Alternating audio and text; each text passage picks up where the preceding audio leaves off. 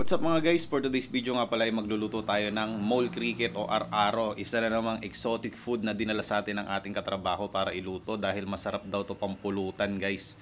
Bali hugasan lang natin yan guys hanggang sa luminaw yung tubig at pagkatapos ay igigisa na natin. Bali sa isang mainit na mantika guys, maglalagay tayo ng bawang at sili. Yung sili guys, optional lang yan. Nasa sa inyo yan kung gusto nyo maglagay ng sili. Kung ayaw nyo naman, huwag kayo maglagay. Bahala na kayo guys. Pero mas masarap kung bawang. Ang gagawin natin sa bawang ay tutustahin lang natin yan. Dahil mas tusta ang bawang, mas mabango. Huwag nyo lang sunugin dahil papait naman pag nasunog na. Gigisa-gisa lang natin yung bawang hanggang sa maging golden brown na siya.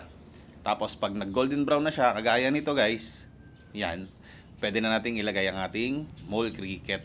Bali sa pagigisa ng mole cricket guys, medyo matagal, pwedeng umabot ng 5 minutes hanggang 10 minutes. Pero nakadepende yan sa apoy nyo.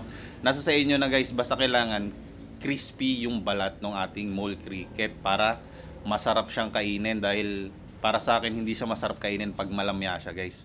Bali sa point na to guys, yan, hindi man siya ganun ka brown pa pero crispy na yung balat niyan. Hahanguin lang natin yan at ilalagay natin sa lagayan. Ibubukod natin ang lagayan para matanggal natin yung mantika dahil hindi natin isasama yung mantika guys. Bali nilagay ko lang siya sa Tupperware. Lalagyan ko ng asin at MSG pampalasa. Optional lang din kung gusto nyo maglagay. Kung ayaw nyo pwede namang hindi. At isang kutsaritang patis. Halu-haluin lang natin yan guys. Bali yung mantika guys, hindi nyo na siya isasama sa Tupperware dahil pangit naman kumain ng mamantika, di ba guys?